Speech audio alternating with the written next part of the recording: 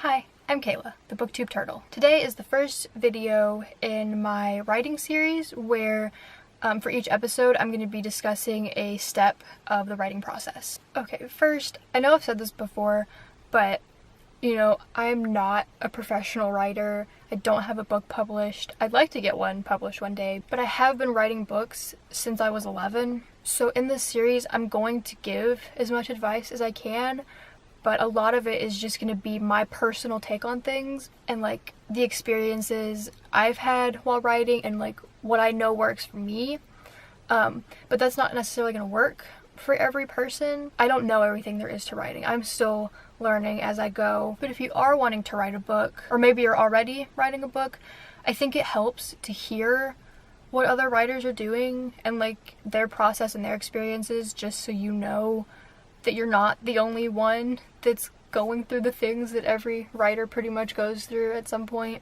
So for this first episode, I'm going to be talking about when you get that initial idea for a story and then how you kind of take that and like brainstorm and expand on it. Okay, so I don't know about any of you or how this works for other writers, but for me, like I can't force myself to get an idea for something. I can't force that first idea to come to me. I really, even like with the book series I'm doing now, I can't force myself to think of things that need to happen. I have to let the ideas come to me. And usually I get ideas for books at like the most randomest of times. A lot of times when I'm trying to go to sleep, my brain will be like, that sounds like a great idea for a book. Or I've been in the shower before and like I get an idea and then I'm just like, oh my gosh, I gotta hurry up. So I gotta write it down before I forget. Once I was watching a video lecture as homework for one of my classes, and I was just watching it. It had nothing to do with the idea that sparked in my head. I was just in the middle of watching it and then it happened, and it's still a pretty solid idea in my mind. And I feel like sometimes ideas can really come in any form. Like I've gotten ideas just based off like a single line of dialogue, or like a character will pop into my head and I just see that character so clearly. Or it'll be like a situation or an event and I don't understand anything else but that one little piece. And I'm like, okay, I need to know more about what's going on. I've learned the best thing to do in this situation is to write that idea, whatever it is that popped into your head, write that down immediately. Whether you're writing it down on a piece of paper or typing it onto your phone, get it down because you will forget it. So for whatever works for you. I mean, I've written things on everywhere. I mean, I've been in class before and I've gotten an idea for something and I'm like taking notes and then just all in the margins I'm just like scribbling down this idea and then I go back to taking the notes and then I transfer that to like something else later so that I can actually find it and it doesn't get lost in my school stuff. I've also learned that it's best to let that initial idea sit for a few days. I mean, if you keep getting with like more ideas based off of that initial idea keep coming to you, like jot them down. Don't just like ignore them, like write them down so that you don't forget.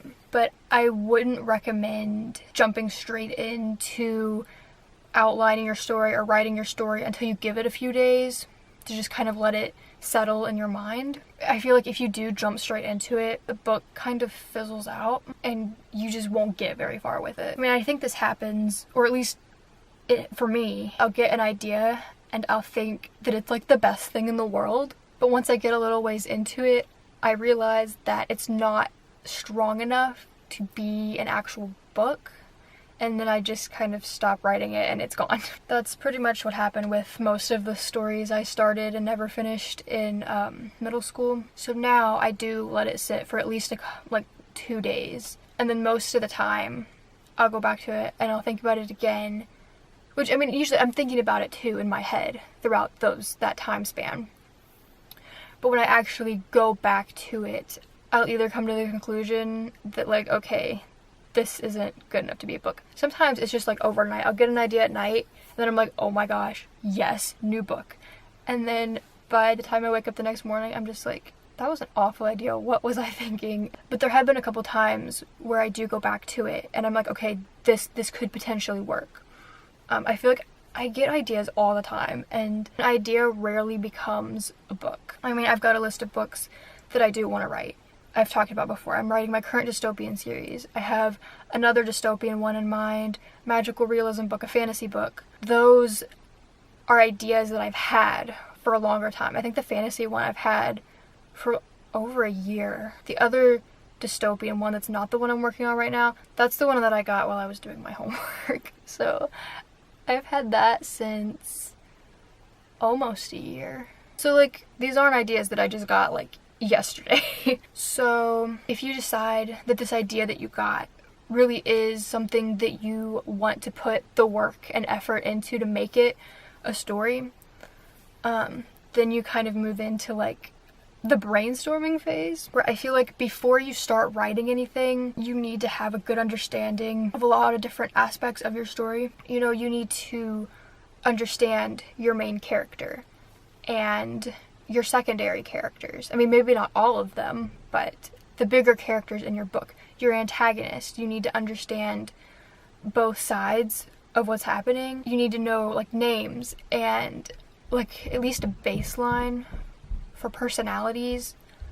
I mean, a lot of that is going to develop as you actually write it, but you kind of need to know like the basics. You need to know the basics of like characters' backstories and their goals and their motivations and what's driving them to do what you're wanting them to do in the story. And you need to have like a rough idea of your plot. Like, it's not going to be all mapped out yet. That's what outlining is for, if you're outlining. But you need to know the conflict. I guess that's a good way to put it. You need to know what your main character is fighting against, what they're working towards, what's preventing them from getting to what they're trying to get, you know, that kind of thing.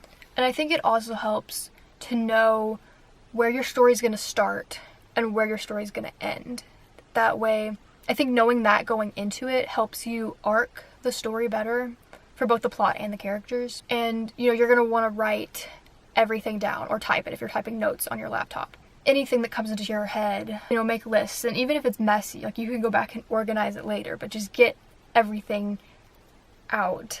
But anyway, I think it's really important to have a clear understanding of your story before you actually start writing it. And, you know, if you don't, it's going to be harder for you to stay focused on that project without getting burnt out because you don't know enough about it. That's going to be it for this video. Please let me know in the comments what you thought about this first little episode. And if you have any suggestions for types of writing videos that you would like to see maybe incorporated in this series at some point. The next video in this series is going to be about the basics of outlining. There's going to be a couple videos about outlining, but the next one is just going to be the very basics because outlining is a huge process. And I'm also going to talk about kind of like the pros and cons to outlining versus not outlining. Thank you so much for watching. If you enjoyed this video, be sure to like, comment, and subscribe. Bye!